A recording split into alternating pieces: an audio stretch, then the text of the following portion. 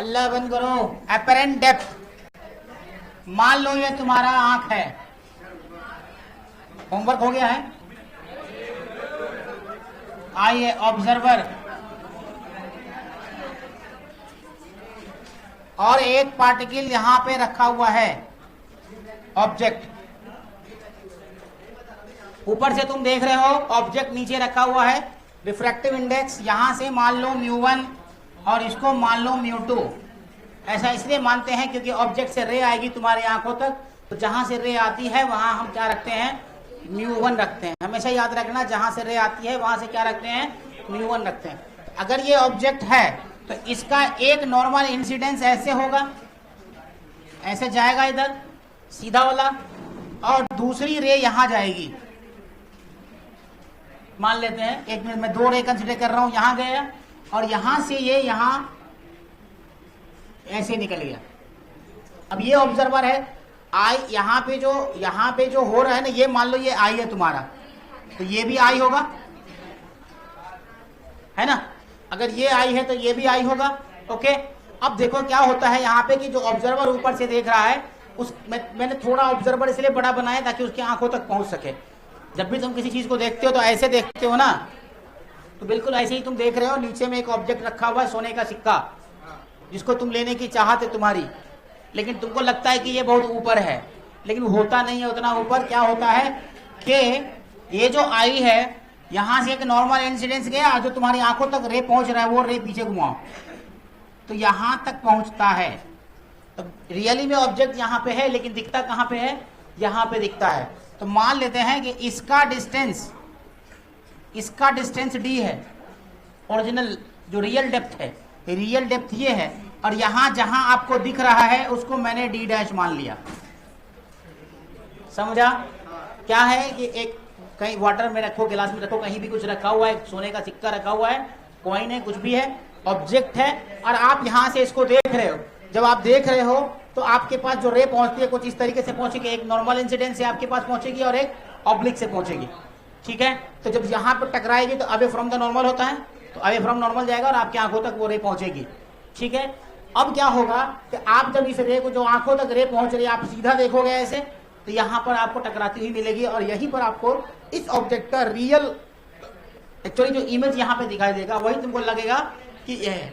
अक्सर तुमने ऐसा केस मछली में देखा होगा। अगर कोई बच्चा मछली मारने का शौकीन हो, तालाब और स्विमिंग पूल के पास, तो तुमको मछली जो दिखाई देती है वो एक्चुअली वहां पे होती नहीं है, थोड़ी नीचे होती है। समझा क्या? तो क्या होता है, यहाँ पे आपको दिखाई पड़ेगा।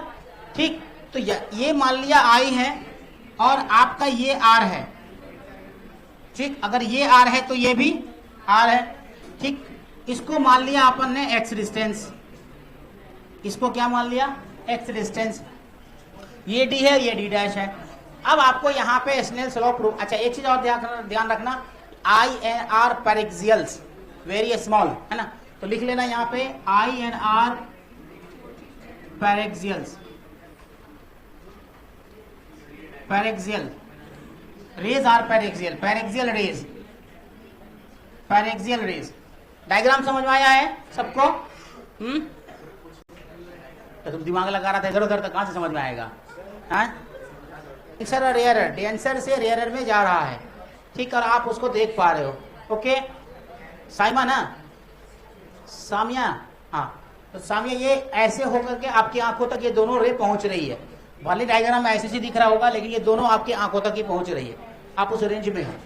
ठीक है, तो अब क्या होगा कि अब आप इसका जो डेप्थ निकालना है उसका फॉर्मूला लगाने के लिए i and r very small consider करना है। I and r very small. ठीक है, ओके, क्लियर है यहां तक? मरियम समझ आया है? पक्का? जुबिया पक्का समझ आया है? हाँ, अब्दुल रहमान, संस्कार क्लियर है, समझ आया है? मछली थोड़ी ऊपर दिखती है ना, तो रहती नीचे है, मतलब वो रहती नीचे है, आपको कहीं और दिखती है ना, कहीं और दिखती है कहीं और। तू प्यार है किसी और का, तुझे चाहता कोई और है। ठीक, तो यहाँ पे है। ठीक, तो यहाँ पे पहुंच गया ये। अब आपको स्नेल्स लॉ लगाना है। क्या लगाना है?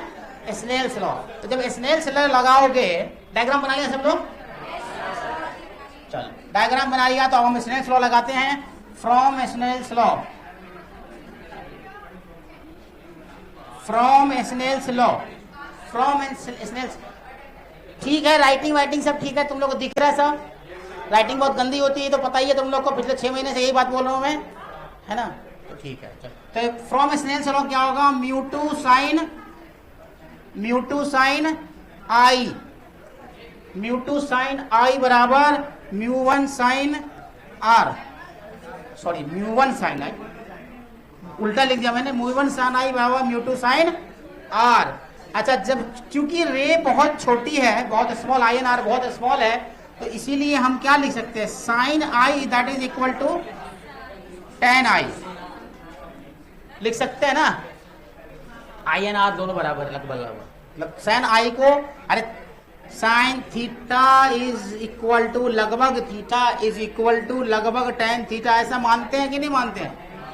मैथमेटिकल अप्रोक्सीमेशन है ये, है ना? जरा सा शांति से पढ़ोगे तो ज्यादा मजा आएगा पढ़ने में, सबको समझ आएगा, है कि नहीं? क्या गौरी, जिशान गौरी, समझ आया कि नहीं आया? है ना? तुम तो ऐसे भी बहुत स्मार्ट खूबसूरत लड़के हो, है ना? तो समझ में आ रहा होगा। तो साइन आई बराबर टेन आई करोगे तो इस फार्मूले को चेंज कर दें, फार्मूले को चेंज कर दें, तो mu one tan i is equal to mu two tan r. सही है? सही है। अब आप फार्मूला यूज करो टेन आई का उस वाले डायग्राम में, तो म्यू वन टेन आई की जगह पे क्या लिखोगे? क्या लिखोगे? टेन आई की जगह पे टेन आई बराबर एक्स बाई डी ना, पी बाई बी होता है ना, तो x by d, x by d that is equal to mu two tan r है, तो टेन आर की जगह क्या लिखोगे? टेन आर की जगह पे एक्स बाई डी डैश ना, एक्स बाई डी डैश। ठीक, एक्स ने एक्स को मार डाला तो बचा आपके पास मुसब्बिहा। अगर समझ लो तो ज्यादा बेहतर है बात करने से, बाद में घर पे जाकर के पढ़ोगी या फिर कल आकर पूछोगे सर आपने क्यों किया था ऐसे, जहां पे दिमाग लगाओ उससे, है ना? तो क्या होगा? Mu one upon d is equal to mu two by d dash. ठीक है, तो आप इसको क्या लिख सकते हो? Mu one upon mu two is equal to क्या चीज? D by d dash, d by d dash. इसीलिए इसको एक चीज और लिख सकते हो, mu two upon mu one is equal to d dash upon d, d. सही है। अब आपको निकालना क्या है? जहां पे था वहां पे तो आपको दिख नहीं रहा है, इसका मतलब डी डैश में दिख रहा है, तो डी डैश निकालना पड़ेगा। तो डी डैश का वैल्यू आप यहां से उठा करके डाल दो। मेरे क्या हो रहा है? हाँ, तो डी डैश की वैल्यू क्या होगी? D dash equal to mu two upon mu one is upon d. ये तुम्हारा असल फार्मूला है, सुपर गोल्ड फार्मूला है, इसको हमेशा याद रखना है अपरेंट डेप्थ निकालने के लिए, है ना? तो d dash equal to mu two upon mu one by d, mu two upon mu one by d. तो आपको ये फार्मूला रट जाना है भाई साहब, हमेशा हमेशा के लिए ये फार्मूला को रट जाना है और समझ लेना है ये क्या होता है, क्योंकि इस पे आपसे जेई से लेकर के नीट तक सवाल पूछे जाते हैं और हर साल आते हैं इससे कुछ न कुछ, एक आध साल बीच करके। जेई में तो 4 शिफ्ट होता है, तो आना ही आना है चारों शिफ्ट में किसी न किसी में। ठीक है, तो जल्दी से इसको छापो। फ्रॉम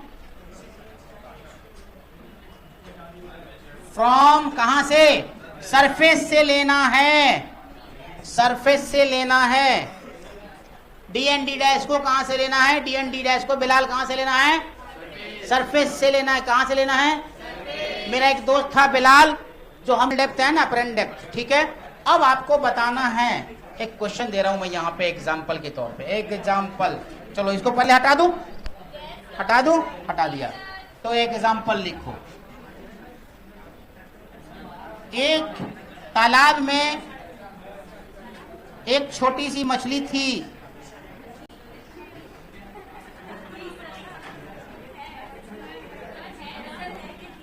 थी, अब मेरे तालाब में वो नहीं रहती है। ये मछली थी, ठीक। अब इस मछली को, इसका म्यू है 4/3 और यहां पे आपका ऑब्जर्वर है, ठीक। तो आपको निकालना है कि मछली की दूरी मान लेते हैं 40 सेंटीमीटर है रियल डेप्थ, और ये कितना है 1 और 4/3। आपको एपरेंट डेप्थ निकालना है इसका, ऊपर से देख रहे हो, निकाल दो जल्दी से, अंग्रेजी में जल्दी से, सब लोग को निकालना चाहिए, आसान है ये। एपरेंट डेप्थ आरिश निकाल के बताओ, फार्मूला सामने बेटा, एकदम आसान फार्मूला है, अभी बताया ना फार्मूला, 30 सेंटीमीटर है ना। तो d dash is equal to, आपको पता है ऊपर से देखने पर हमारे पास μ2 अपॉन μ1 इंटू डी होता है। μ2 अपने पास कितना है, जिसमें रेंज आएगी उसको μ2 लेते हैं, तो μ2 1 हो गया और ये 4/3 हो गया, और ये कितना d कितना है 40 सेंटीमीटर है। तो 3 ऊपर जाएगा, नीचे 4 आएगा और 40 होगा, 4 × 40, और ये हो गया 30 सेंटीमीटर आंसर। अरे समझा कि नहीं? अरे क्लियर है कि नहीं? सब कुछ ठीक ठाक चल रहा है ना। अब नीचे से मछली को पूरी दुनिया कितनी दिखाई देगी, ये सवाल है। अब नीचे से मछली को ऊपर का ऑब्जेक्ट आदमी कितनी ऊपर से दिखाई देगा, ये क्वेश्चन है उल्टा।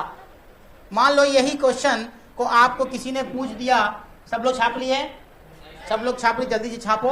अब इस मछली को अगर कोई ऑब्जर्वर देख रहा है, सेकेंड एग्जाम्पल ले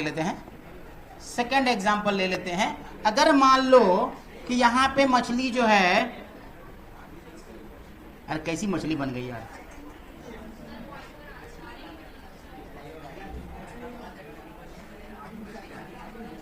ये इस मछली को ऑब्जर्वर कितनी दूरी पे दिख रहा है, आदमी की दूरी कितनी है, ये निकालना है। निकालिए। At what distance from the surface does the fish see the image of man या पर्सन? नहीं समझ आया क्वेश्चन? अरे तुमने देखा मछली को तो मछली भी देखा तुमको ना, तो तुमको तुमने देखा, तुमको मछली ने देखा, तो मछली ने तुमको जब देखा तो तुम कहां पर दिख रहे थे? दूर से देखा तो खूबसूरत हसीना नहा रही थी, नजदीक जाके देखा तो सरदार जी बाल बिखेरे बैठे थे। नहीं मालूम वाला। अच्छा वो डिस्टेंस ले लो ना, कुछ भी ले लो, 4/3 और 40 ले लो। एक काम करो, ये 40 ले लो। मैन का आंख जो है, मैन की आंख जो है कहां पे है, 40 सेंटीमीटर। मैन की आंख 40 सेंटीमीटर पे, तो असल रियल बाकी चीजें सेम है,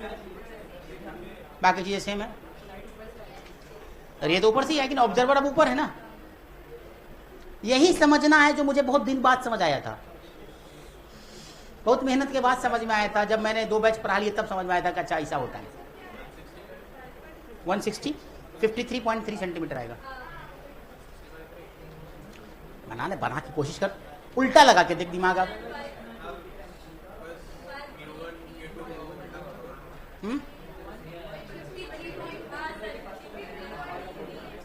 नहीं समझ आया?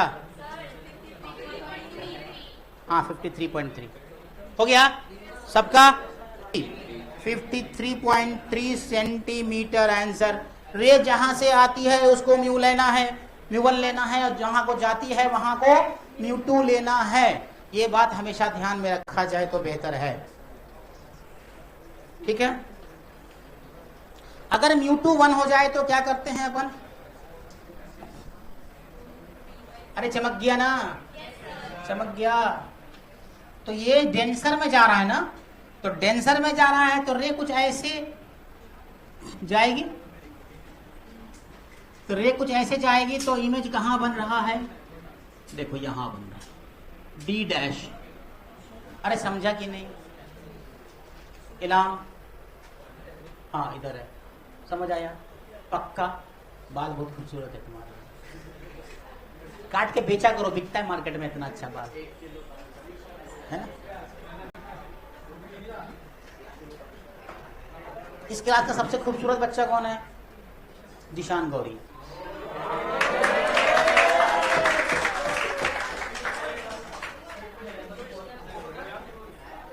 इस क्लास का सबसे स्मार्ट आदमी कौन है?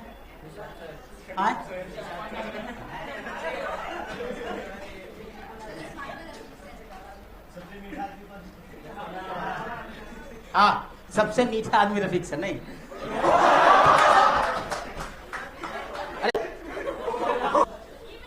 डी डैश बराबर μ2 अपॉन μ1 इंटू डी। एक फॉर्मूला तो आपके पास ये आ गया, सही है।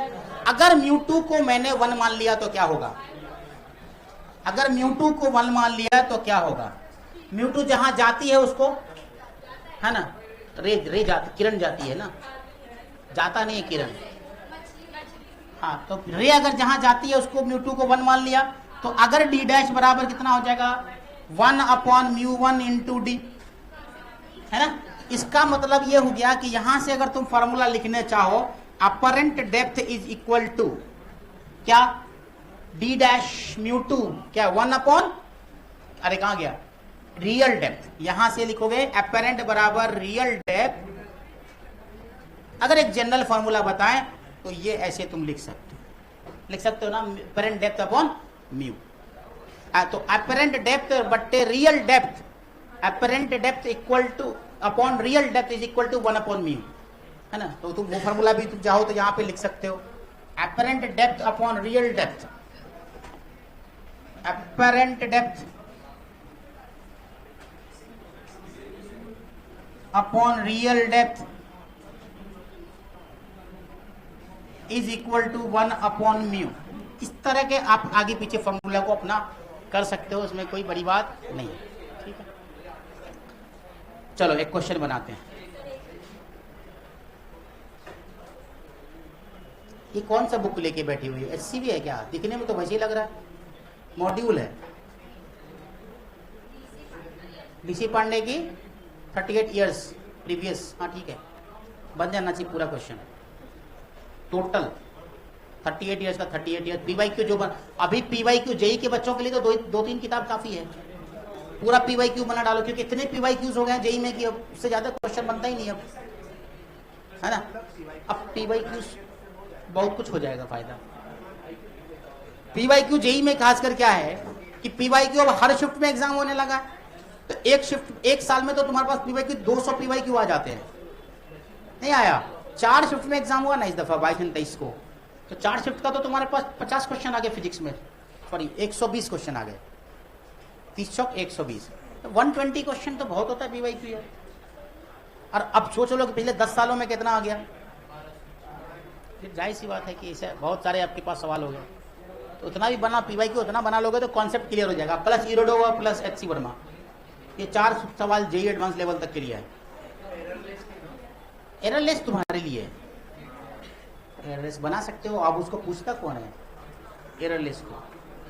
किताब तुम्हारे पास, जो तुम्हारे पास जो मॉड्यूल है उस मॉड्यूल को बनाइए, प्लस आपके पास जो मतलब कोई एक बुक अगर बनाना चाहते हो, कोई भी सिंगल एक बुक, तो डीसी पांडे की ऑब्जेक्टिव फिजिक्स बना सकते हो। ऑब्जेक्टिव फिजिक्स डीसी पांडे की अभी के मार्केट में वही चल रहा है, तो वही बना सकते। तुम्हारे लिए नहीं है, नीट वालों के लिए।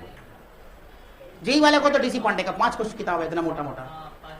हाँ, तो उससे अब डीसी पांडे बनाओ या एचसीवी बनाओ, दोनों में से कोई एक ही चीज बनाना होगा। दोनों बनाने को टाइम कहाँ आपके पास है? क्या टाइम नहीं है, छोड़ो उसको।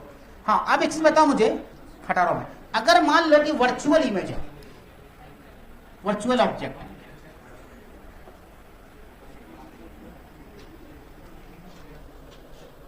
जब बंद करना था बंद नहीं किया। हाँ, ये देखो, ये यहां से एक रे आई, यहां से एक रे आई, ठीक है, और ये रे आपको मिल गई, मिलेगी तो यही ऑब्जेक्ट होगा, होगा कि नहीं होगा? ऊपर से कहीं से रे आ रही है, आके मिल रही है, जहां पे इंसिडेंट होता है वही ऑब्जेक्ट होता है। तो आपका ये ऑब्जेक्ट का दूरी मान लीजिए 30 सेंटीमीटर है, तो अपरेंट डेप्थ बताना है आपको। μ1 μ2 मान लीजिए अपने मन से, μ1 मान लीजिए 1 और इसको मान लीजिए 1.5 या 4/3, जो भी लेना ले लो। नहीं समझ आया क्या हो रहा है? एक रे, 2 रे आ रही है, नीचे जाकर के मिल रही है, तो वो ऑब्जेक्ट बन जाएगा आपका। और वो ऑब्जेक्ट कहां बन रहा है? यहाँ पे क्या है? वर्चुअल ऑब्जेक्ट है, दिस इज वर्चुअल ऑब्जेक्ट। मैंने क्यों बोला, बहुत सारी बुक्स में क्या लिखा रहता कि जहां ऑब्जेक्ट हो उसको μ1 मानते हैं। बहुत सारी जगह पे लिखा रहता है जहां पे ऑब्जेक्ट हो वहां पे μ1 हो मानते हैं, लेकिन ऑब्जेक्ट को μ1 मानना जरूरी नहीं है। आपको क्या कंसेप्ट याद रखना है, जहां से रे आती है उसको μ1 मानना है, क्योंकि वर्चुअल के कंसेप्ट में वो चीज गलत हो जाएगा। आज जहां रे जाती है उसको क्या मानना है, μ2। इसमें रे कहां जा रही है, कहां से आ रही है, जा रही है नीचे, इसका मतलब उसको क्या मानना है, μ2। मगर ऑब्जेक्ट तो यही है 45 सेंटीमीटर। ये इस क्वेश्चन को समझाने का एक ही मकसद है मेरा। इस क्वेश्चन को देने का मकसद सिर्फ एक, आपको ये समझाना कि अगर आपने कहीं पे ये याद रख लिया कि जहां पे ऑब्जेक्ट रखा हुआ उसको μ1 मानना है, तो वर्चुअल ऑब्जेक्ट के कंडीशन में आपका आंसर गलत हो जाएगा। रियल में तो ठीक है, जो अभी कंडीशन था तुम्हारे पास पहला कि यहाँ पे ऑब्जेक्ट रखा हुआ है, लोग यहाँ से देख रहा है, तब तो तुम्हारा ठीक है कि भाई यहाँ से रे गई तो इसको μ1 मान लिया और इसको μ2 मान लिया। बट यहाँ पे क्या हो रहा है, ऑब्जेक्ट तो यहाँ पर है, बट यहाँ से रे आ तो नहीं रही है, आ तो वहां से रही है, तो उसको μ1 मानना है और नीचे वाले को μ2 मानना है। समझा? तो μ2 अपन μ1 इंटू डी। तो आप यहां से क्या निकालोगे, d dash is equal to μ2 upon μ1 into d. तो μ2 1.5 है, नहीं μ2 कितना है, 1.5 ही होगा ना। हाँ, तो μ2 जहां रे जाती है उसको μ2 मानना। 1.5 divided by 1 into 30 centimetre, that is 45 centimetre. सही है, समझ आ गया? लिखो अगला question. Where does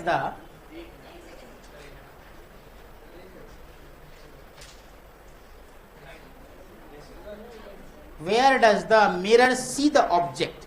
mirror, where does the mirror see the object? Where does the mirror see the object? Writing ठीक है, कोई तकलीफ? लिखा find x for which image is formed at same place as object. Find x for which image is formed at same place as object. तो question क्या है भाई? तो डायग्राम देख लो। डायग्राम में क्या दिया हुआ है, ये एक मिरर है, ये एक मिरर है,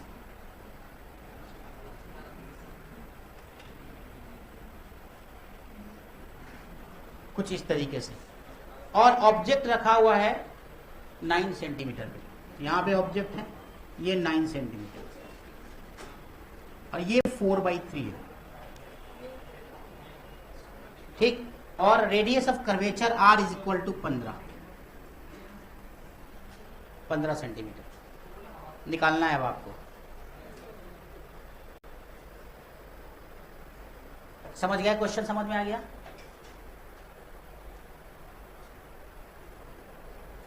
जहां पे ऑब्जेक्ट है वहीं पे इमेज बनना आपको किस कॉन्सेप्ट में आपने सीखा था? पहले कहां पे सीखा था? कॉनकेव मिरर में, property from the property of concave mirror, आपने एक चीज सीखा था कि जहां पे इमेज ऑब्जेक्ट है वहीं पे इमेज भी बनेगा। कहां बनेगा? सेंटर ऑफ कर्वेचर पर। मतलब ऐसे जाएगा रे और ऐसे जाएगा और ऐसे आएगा, ये होगा सी। तो आपको इसका सेंटर ऑफ कर्वेचर देखना पड़ेगा, ठीक है? तो सेंटर ऑफ कर्वेचर आपको देखना पड़ेगा। अच्छा हाँ, एक्स नहीं दिया ना, ये एक्स निकालना।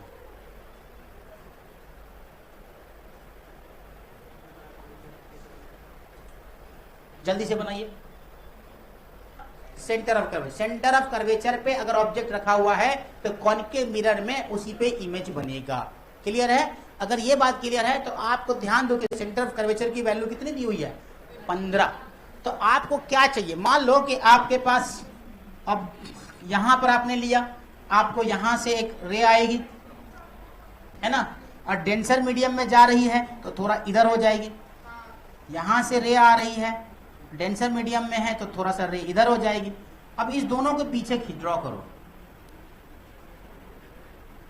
पीछे करोगे तो कहीं मिलेगा क्या? यही डी डैश होगा, और डी डैश का जो पॉइंट होगा क्या वही सेंटर ऑफ कर्वेचर होगा, है ना। तो यहां से आप क्या करो कि आप पहले निकाल लो डी डैश बराबर। तो डी डैश बराबर आपका ऑब्जेक्ट कहाँ रखा हुआ है? यहां रखा हुआ है। तो क्या बोल रहा है कि रे जहां से आती है वहां को क्या मानते हैं अपन? μ1। जिस जहां रे जाती है उसको क्या मानते हैं अपन? μ2। तो μ1 कितना होगा, μ2 कितना होगा, यहाँ पे बता दो। μ1, हाँ μ2 4/3। तो μ2 4/3, 4/3 इंटू 1 हो जाएगा यहाँ पे, μ2 1 μ। और आपके पास डिस्टेंस कितना दिया हुआ है? 9। तो कितना आ गया ये? 12 सेंटीमीटर। इसका मतलब ये है कि यहां से लेके यहां तक 12 सेंटीमीटर है ना। और आपके पास क्या, from the definition of centre of curvature से 12 plus x that is should भी कितना होना चाहिए? 15 होना चाहिए। तो x बराबर कितना हो गया? 3 सेंटीमीटर। समझ आया? क्लियर है? बहुत छोटा सा कॉन्सेप्ट था, इसको बनाना था। ठीक, नेक्स्ट सवाल लिखो। फाइंड द पॉइंट और डिस्टेंस ऑफ ऑब्जेक्ट। मरियम समझ आया? जल्दी छापो। फाइंड द पॉइंट और distance of object. Find the point और distance of the object so that image produced at center of curvature, so that image produce the center of curvature। Diagram क्या बनाना है अपने को? कुछ नहीं, कोई डेटा नहीं दिया हुआ है, कोई डेटा नहीं दिया हुआ है, क्वेश्चन दिया हुआ है, सिर्फ क्वेश्चन दिया हुआ है ऐसे। ये है कॉनकेव मिरर, और ये दे दिया म्यू।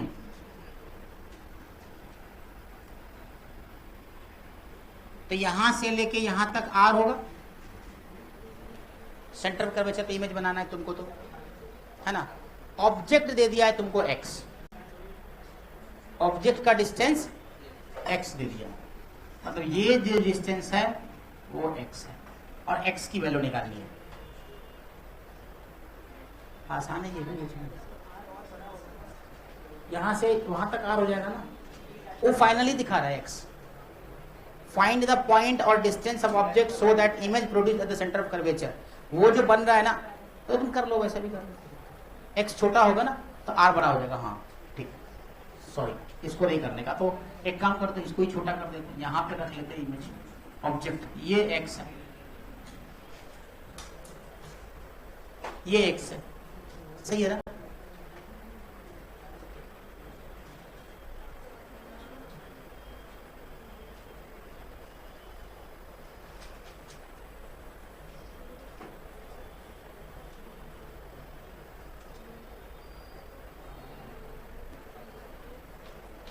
जल्दी करो।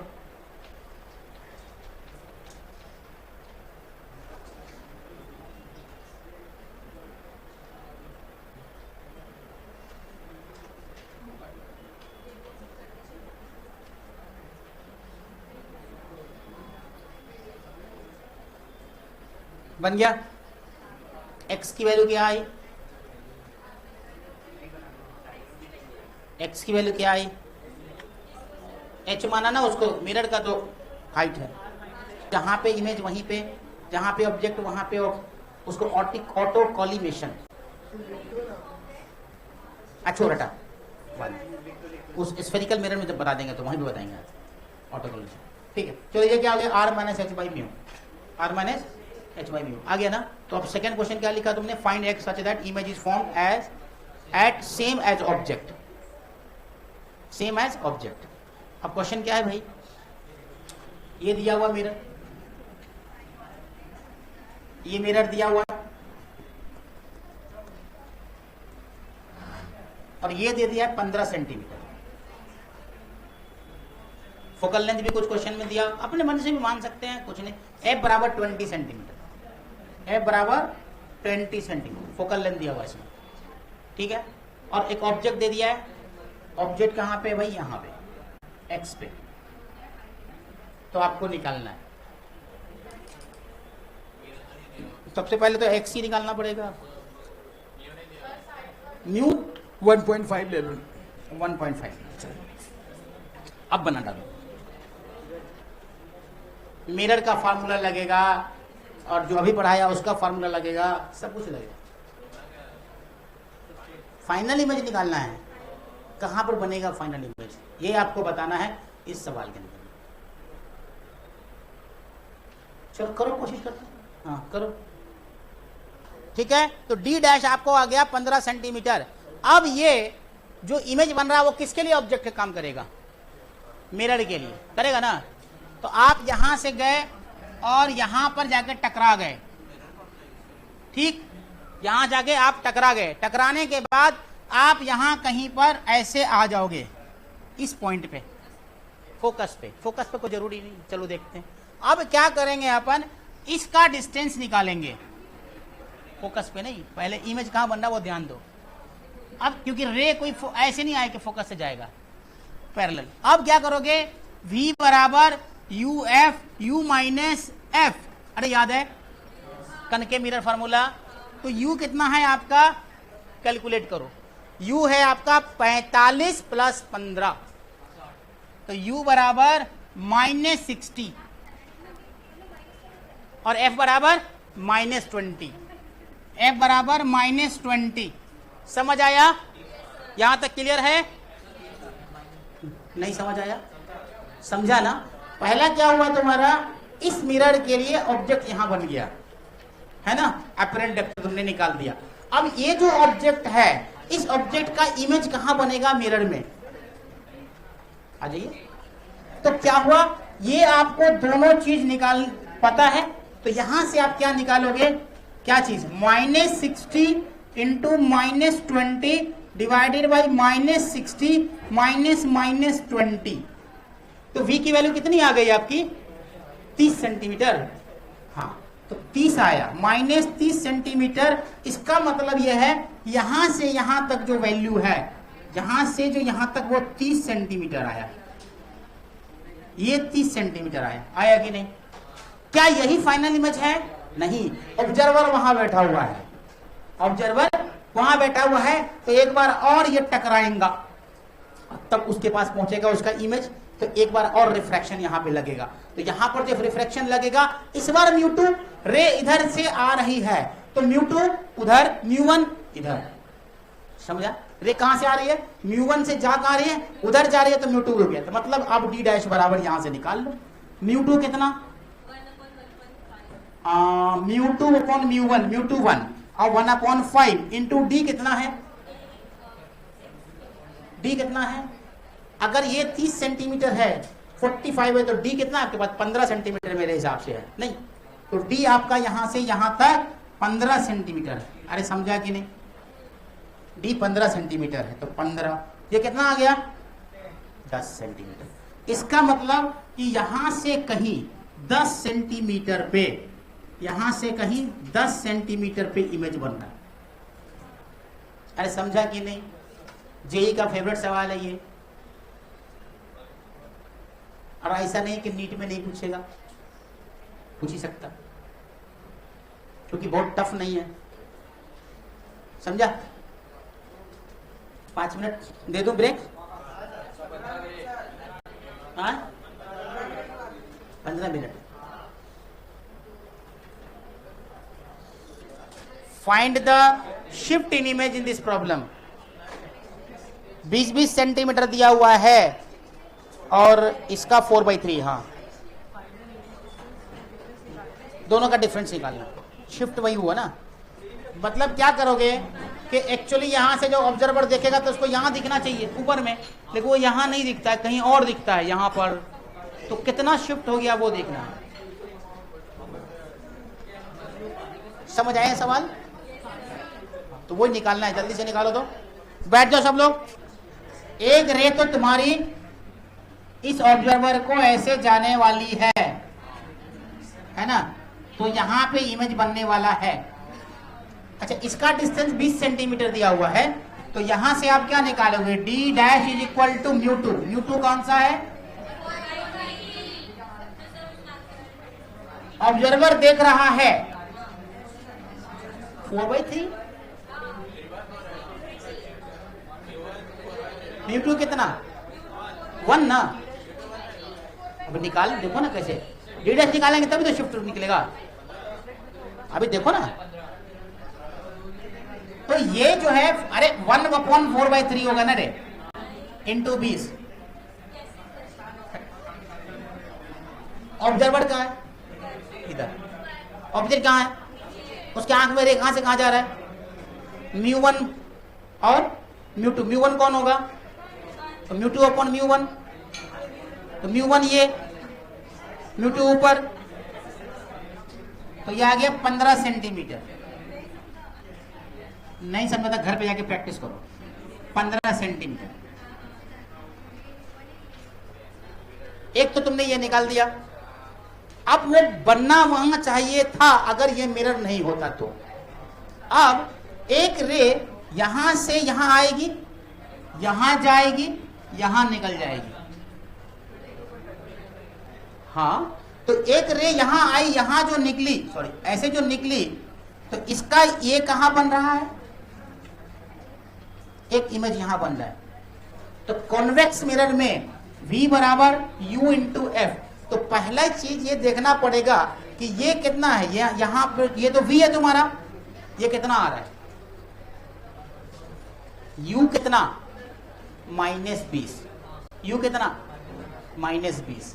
इसके लिए U -20, तो U -20 into 20 divided by -20 into -20, तो आपके पास V आ गया -400 डिवाइडेड बाई 40, -40। तो माइनस माइनस गया, 40 गया, तो आ गया 10 सेंटीमीटर। इसका मतलब यहां से लेके ये यहां तक 10 सेंटीमीटर आपका आ रहा है। इस मिरर की वजह से इमेज यहां बन रहा है 10 सेंटीमीटर में। ठीक है, अब ये मिरर चला गया, यहां से टकराया, I1 यहां से टकराया, यहां निकल गया, और ये इसको जब पीछे बढ़ाओगे तो ये कहीं ना कहीं यहां पे बन रहा है। यही फाइनल इमेज है, और इसकी वैल्यू निकालनी है तुमको। 37.5 आएगा। 37 से 15 घटा दोगे तो कितना बचेगा, 22.5। ठीक है, तो आप निकालो म्यू1 कितना। अब रे किधर से किधर जा रहा है, इधर से ऊपर की तरफ। समझिए, गौर से देख कितना। फॉर सेकंड रिफ्रैक्शन के लिए डी की वैल्यू कितनी, 50। 40 से 10 50। तो सेकंड रिफ्रैक्शन के लिए, for second refraction, for second refraction, for second refraction के लिए डी की वैल्यू 50 सेंटीमीटर है ना। यहां से डी कहां है, यहां पे, तो 40 40 10 50 ऐसा बजाया कि नहीं, मरिया आया समझ में। पहला रिफ्लेक्शन के लिए ये डी था, वापस जो रे टकराई वापस, तो सेकंड रिफ्लेक्शन यहां पे होगा। तो सेकंड रिफ्लेक्शन के लिए अब ऑब्जेक्ट तो ये वाला हो गया, तो ये ऑब्जेक्ट यहां जा रहा है, तो यहां जा रहा है, तो डी की वैल्यू 50 आ गई। तो आपके पास डी डैश बराबर क्या होता है, म्यू2 अपॉन म्यू1 इंटू डी। तो डी तो म्यू2 कितने हैं, एक बार जरा ध्यान से सुनना, बस देखना ठीक से। अगेन म्यू2 जो है तुम्हारा रे कहां जा रही है, 1 में ही जा रही है, तो 1/1 में 4/3, तो 1/4/3 इंटू 50, ये कितना आ रहा है, 37.5 सेंटीमीटर आ रहा है। ठीक, अब कहां से 37.5 है, देखो ये डिस्टेंस 37.5 सेंटीमीटर है, और बॉडी कहां पे है, यहां पे, तो ये डिस्टेंस कितना हो गया, 22.5 सेंटीमीटर। वही आंसर है शिफ्ट बराबर।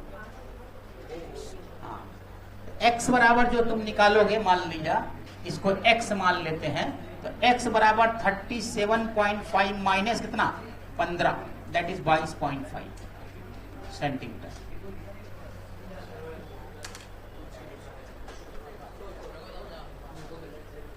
नहीं आया समझ में, क्वेश्चन समझा, के लिए बात ही करोगे, झगड़ा ही करोगे, तो यही सब होगा ना।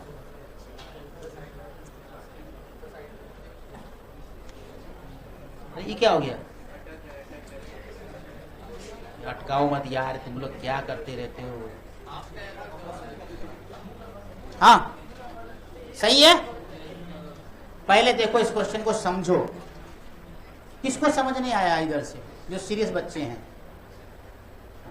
अरे तुम लोग तो सीरियस ही नहीं, तो तुम्हारा क्या बात है। और सीरियस बच्चा उधर से, संस्कार सीरियस बच्चा है।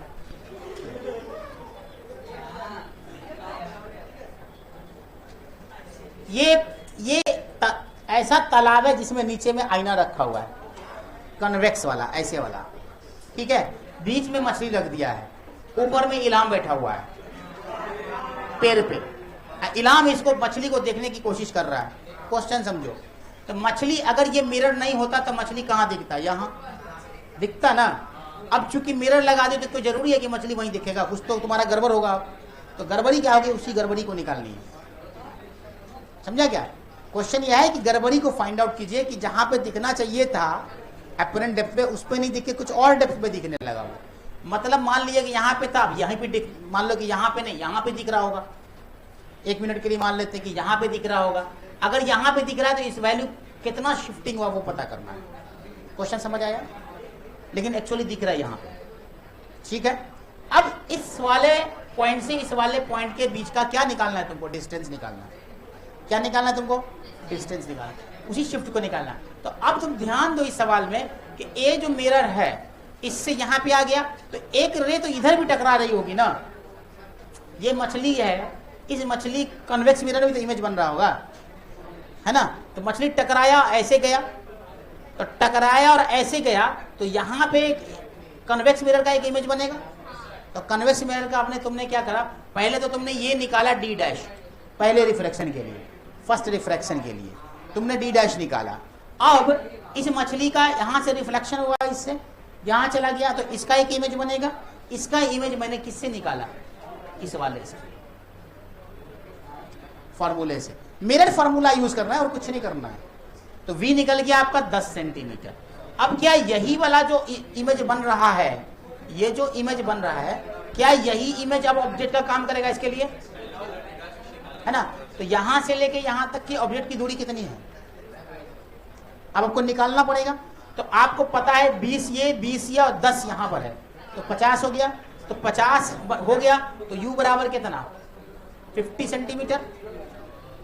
मतलब अब नया D क्या हो गया सेकंड डिफ्रेक्शन के लिए? 50 सेंटीमीटर। अब उस D से आप क्या निकाल दोगे? D dash. तो D डैश निकाला तो तुमने देखा कि सरफेस से नीचे यहां तक बन रहा है D डैश। कहां पे बन रहा है? 37.5 सेंटीमीटर। तो आपको असल यहां पे अब दिख रहा है, ठीक। दिखना कहां चाहिए था? यहां। दिख कहां रहा है? यहां। तो दोनों के बीच का डिस्टेंस का डिफरेंस कितना आया? वही चीज मैंने निकाला। अरे समझा कि नहीं? पक्का है? अब क्लियर है? जिसको इसको नहीं छाप लो जल्दी से। अब में ऊपर में बर्ड है, चुप रहो ना यार।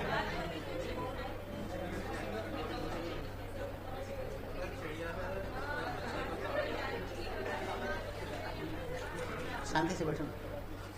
पढ़ने में मन नहीं लग रहा तो बोल दो, मैं चला जाता।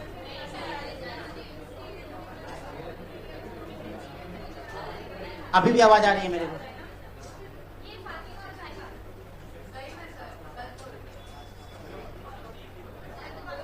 फिर आवाज आ रही है? मतलब आपस में बात नहीं करोगे अगर, तो मतलब कुछ बिगड़ जाएगा क्या? बात करने आते हो कि पढ़ने आते हो यहां?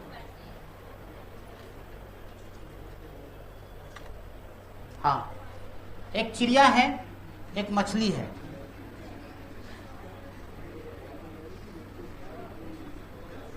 ठीक है, एक मछली है, पानी भर रहा है, मछली को डर लग रहा है कहीं डूब न जाए हम। ठीक है, बारिश हो रही है, मछली को डर लग रहा है कि डूब न जाए, तो मछली ऊपर भागना शुरू कर देती है 12 सेंटीमीटर पर सेकंड से बचने के लिए। और पानी बारिश हो रही है तो ये भी बढ़ रहा होगा 2 सेंटीमीटर पर सेकंड से। ठीक है, अब चिड़िया भी ऊपर से नीचे आ रही है। चिड़िया का काम है ऊपर से नीचे आना, मछली को देख करके वो आ रहा है पकड़ने के लिए उसको। शिकार जाल में फंस रहा है ना यहाँ पे, ये ऊपर आ रहा है, ये भी नीचे आ रहा है, पानी भी ऊपर जा रहा है, तो पानी ऊपर जा रहा है मिथिला 3 सेंटीमीटर पर सेकंड से आ रहा है, 3 सेंटीमीटर पर सेकंड से। ठीक है, अब क्वेश्चन पूछ रहा है कि what is the apparent speed, लिखो what is the apparent speed, what is the apparent speed of fish seen by the bird, apparent speed of fish seen by the bird. अच्छा, ये सबसे पहले क्या निकालना पड़ेगा आपको, डी डैश, डी डैश मतलब वाई। मान लेते हैं 1 मिनट के लिए, क्या करते हैं अपन, क्या करेंगे, डी डैश बराबर μ2 upon d dash upon μ2 upon μ1, यही ना। किसको देखना है इसको बताओ हमको, question what is the apparent speed of fish seen by the bird, bird के लिए।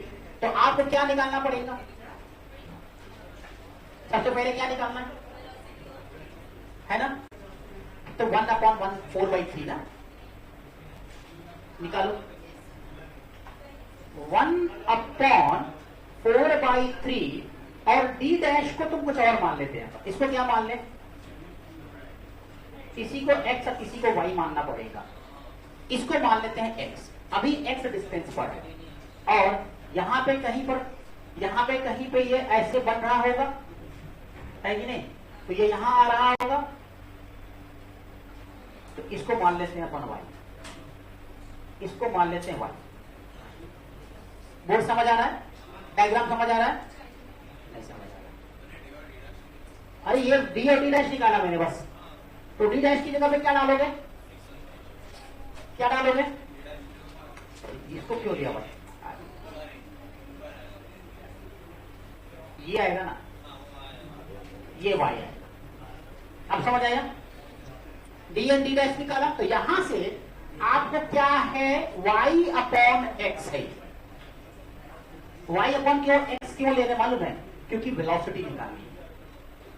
डी और डी डैश भी वही चीज है ना जो y और x लिखेंगे, अरे समझा कि नहीं, आपने क्या लिया, यहां से डी डैश है ये, और ये क्या है तुम्हारा डी है, वही चीज है डी डैश, और डिफरेंशिएट करेंगे डी डी करेंगे तो थोड़ा सा अच्छा मिलेगा दिखने में, इसलिए एक्स एंड वाई कर दिया मैंने इसको। ठीक, तो अब क्या लिखोगे, y upon x that is equal to 1/4 upon 3।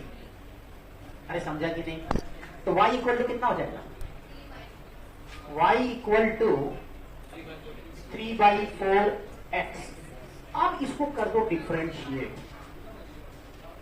क्या करना पड़ेगा, डिफरेंशिएट, तो इसको dy बाई डी टी, क्यों, क्योंकि स्पीड निकालनी है आपको, is equal to 3/4 dx upon dt।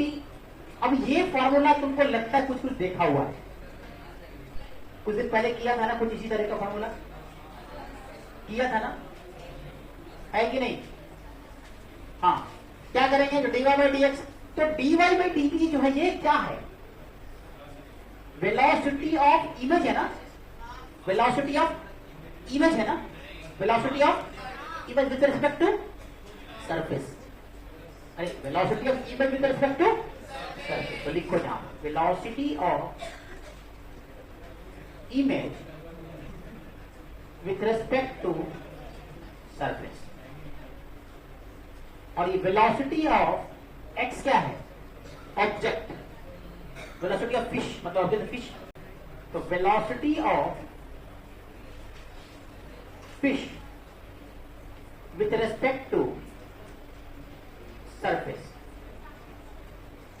समझ आ रहा है सब कुछ, ईशान, अरमान, क्लियर है कि नहीं, क्लियर है ना।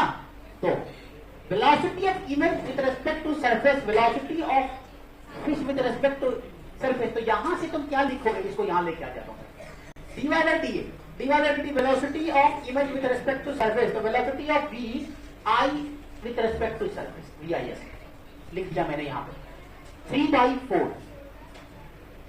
VFS, ये चीज है। तो ये अभी रेस्पेक्ट टू सरफेस, इसको ग्राउंड कर दें, तो ग्राउंड जब करेंगे तो velocity of image minus velocity of surface is equal to 3/4 velocity of fish minus velocity of surface with respect to surface.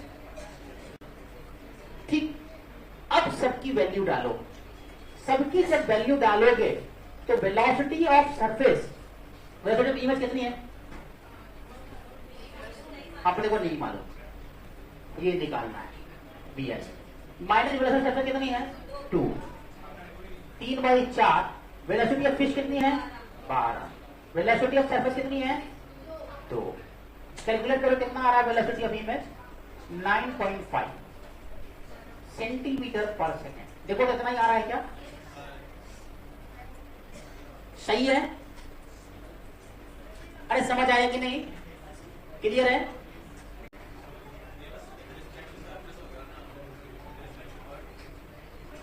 आप दिखा दीजिए, यहां तक तो ये आंसर नहीं है। अभी ये velocity of image 9.5 with respect to ground है, but with respect to bird निकालना है ना तुमको, तो कैसे निकालेंगे VIB? तो velocity of image with respect to bird, तो velocity of image with respect to ground minus velocity of bird, अरे यही ना। तो वेलोसिटी ऑफ इमेज आपको 9.5 है माइनस, अब वेलोसिटी ऑफ बर्ड उल्टा डायरेक्शन में चल रहा है ना, तो -3, तो ये कितना गया 12.5 सेंटीमीटर पर सेकेंड। भाई साहब ये जेईई एडवांस का क्वेश्चन था और आसान था,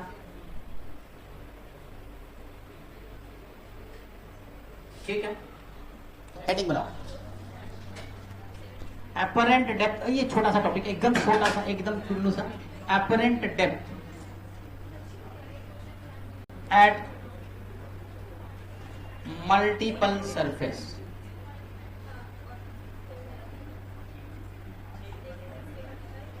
multiple depth, apparent depth at multiple surface कैसे निकालोगे? बहुत ही आसान, एच एपरेंट निकालना है। अगर मान लो तुम्हारे पास 1 2 3 μ1 μ2 μ3 है, ऐसे दिया हुआ है, और कुछ दे दिया है H1 H2 H3 हाइट या D1 D2 D3 जो भी, इसको H1 मान लिया, इसको H2 मान लिया, इसको H3 मान लिया, ठीक है? तो D एपरेंट कैसे निकालोगे? एपरेंट डेप्थ कैसे निकालोगे? H एपरेंट होगा ना यहाँ पे, तो H दिया तो H एपरेंट कर दोगे। तो H एपरेंट जो निकालना है वो बहुत ही आसान है, μ1/H1 plus μ2/H2 plus μ3/H3, this is your apparent depth. बस इतना ही से फॉर्मूला है, ठीक है? फॉर एग्जाम्पल, और इससे ज्यादा कुछ आता भी नहीं इसमें। फॉर एग्जाम्पल, अगर आपके पास दो है 60 सेंटीमीटर और 60 सेंटीमीटर, दो दिया हुआ है 4/3 और 3/2, 4/3 एंड 3/2, और ऑब्जर्वर यहां पे कहीं पे है, ऑब्जर्वर आई, ऑब्जेक्ट नहीं, ऑब्जर्वर आई, ठीक है? तो आपको एपरेंट डेप्थ निकालना है। अगर यहां पे कोई सिक्का रखा हुआ है, कॉइन, तो कहां पे दिखेगा?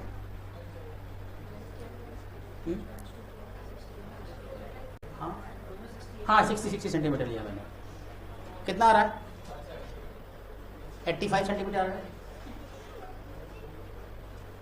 170 का कर दिया तुम लोग, ठीक है? जोड़ जाके क्या कर दिया? 170 का आधा होगा 85। आ गया सबको? आ गया? जल्दी करो,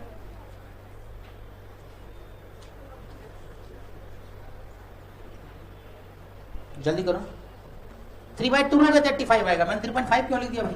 ये तो गलती किया मैंने। H एपरेंट, H एपरेंट में क्या होगा? μ1/H1, μ1 4/3 डिवाइडेड बाई कितना? 60 प्लस 3/2 डिवाइडेड बाई कितना? 60। जो भी आंसर आएगा ये आएगा 85 सेंटीमीटर। हो गया खत्म। आप अपने मन से डेटा कुछ भी लेके बना सकते हो, कोई दिक्कत थोड़ी ना। 10-10 करो तो दोनों। अरे समझा? क्लियर है? कुछ नहीं, फ्रैक्शन का एडिशन था और कुछ करना क्या इसमें। 6th क्लास में पढ़ा होगा आप लोगों ने। एक अच्छा सा सवाल लिखो, मस्त वाला लिखाएं। ढंग नहीं आ रहा है तो मेरे को तो वही आया था 45 + 40। नहीं आ रहा था, कुछ भी आएगा, जो होगा वही आंसर होगा। चलो कोई बात नहीं है, मतलब आपको समझना चाहिए। 85 बाई, हाँ तो जो भी है वही आंसर होगा। चलो अगर ये नहीं आ रहा तो ये गलत है तो काट दो। मैंने किया हो गलती कर दिया होगा, उसमें क्या है, करेक्शन तुम कर लो, कुछ नहीं है यार। 60 कॉमन निकल जाएगा, 4/3 प्लस 3/2 जुड़ जाएगा। हाँ तो बस होगी खत्म, जो भी आएगा वही आंसर होगा। बस आपको खाली ऐसे बनाना है इस तरीके से। उल्टा लिख दिया क्या मैंने, फॉर्मूला उल्टा लिख दिया क्या मैंने?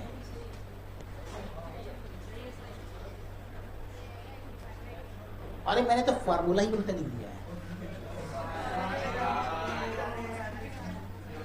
बोलता कुछ हूं करता कुछ हूं,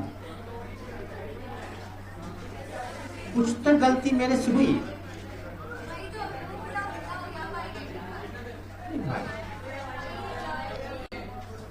शिट, पूरा वीडियो खराब हो गया मेरा। हाँ यहां से,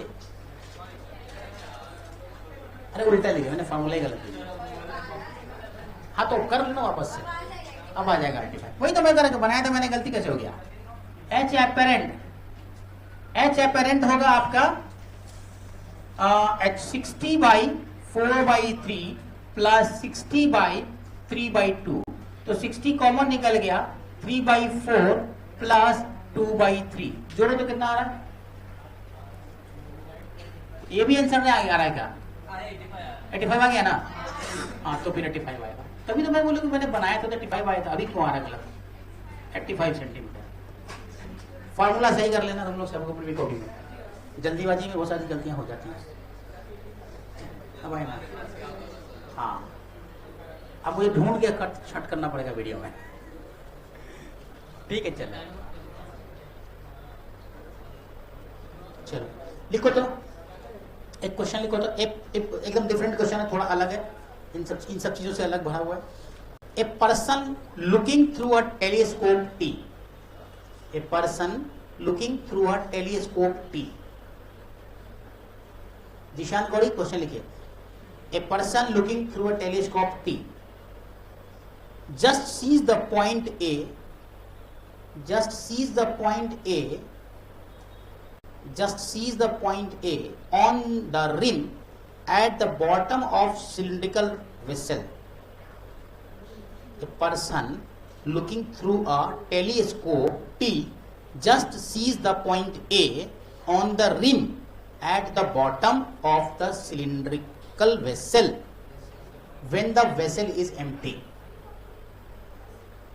When the vessel is empty. When the vessel is empty. Now when the vessel is completely filled with a liquid, now when the vessel is completely filled with the liquid, mu 1.5, mu 1.5 लिख देना।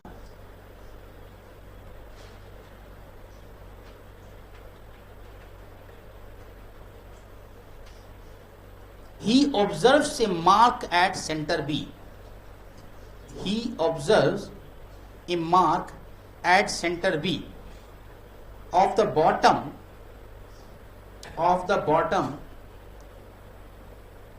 without moving the telescope or the vessel.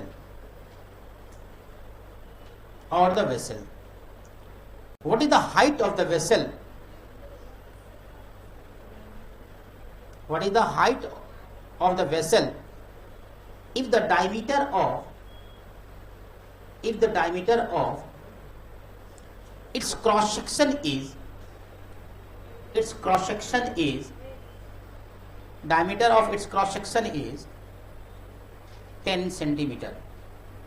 10 centimeter। Vessel कुछ इस तरीके से है, जब ये empty रहता है, टेलीस्कोप टी यहां पे मान लो टेलीस्कोप ऐसे देख रहा है, तो ये पॉइंट उसको यहां पे ए पॉइंट है, इस वक्त उसको ऐसे दिख रहा है टेलीस्कोप, ठीक। और जैसे ही तुम इसको पानी से भर देते हो या किसी भी चीज से, जिसका लिक्विड है 1.5 दिया हुआ ना, ये भर दिया तुमने, ठीक है, तो ये जो हो गया, इस वक्त क्या हो रहा है कि ये जो रे आ रही थी ना, अब ये मुड़ के यहां पहुंच गई और बोल ये रहा है कि ये 5 सेंटीमीटर है यहां तक, और यहां तक भी 5 सेंटीमीटर, मतलब total 10 centimetre area of cross section. ये पॉइंट भी है, तो आपको इसका एच निकालना है।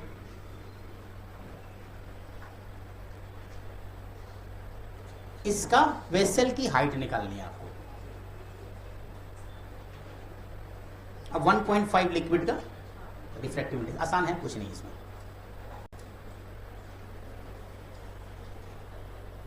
बना कि नहीं? किसको क्यों समझ नहीं आया? आप लोगों में से कोई मुसब्बिया समझ आया ना? सामिया नहीं समझ आया? सिंपल मैथमेटिक्स लगाया इसमें मैंने। ये पूरा वेसल है, समझो। तो अगर आप लोगों से किसी को समझ नहीं आया तो देख सकते हो। ये क्या है? एक वेसल है। वेसल का पेंदी दिया हुआ 10 सेंटीमीटर का, ऐसे गोल वाला है ना, तो एरिया ऑफ क्रॉस सेक्शन उसका 10 सेंटीमीटर है। ठीक, जब इसमें पानी नहीं था तो ऑब्जेक्ट यहां दिख रहा था। जैसे ही पानी भर दिया, ऑब्जेक्ट खसक के यहां पहुंच गया। ठीक है, अब ये पूछ रहा है कि अगर ऐसा हो रहा है, ये 5-5 दिया हुआ है, तो पूछ रहा है कि आप इस वेसल की हाइट बता दो मुझे। इस वेसल की हाइट निकालने। अब इस वेसल की हाइट को निकालने के लिए आपका जब ये एंगल है तो ये तो इंसिडेंट एंगल है, तो आई एंगल बनेगा। ऐसे चाहे बड़ा वाला आई कैसे होगा? अभी तो खसक के यहां आ गया ना, तब मैं कंसिडर कर रहा हूं ना। मैं आर की वैल्यू इसके बराबर होगी, आई की वैल्यू तो यही होगी। क्यों? इंसिडेंस कहां?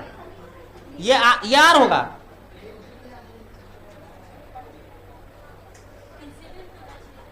अरे बाबा, ऑब्जेक्ट यहां है और यहां से रे जा रहा है इसकी आंखों पे, तो एंगल ऑफ इंसिडेंस यही ना होगा। फिर ऐसे क्यों होगा? वो तो कहानी पूरी खत्म हो चुकी है। अब पानी भर के कहां पर दिख रहा है तुमको?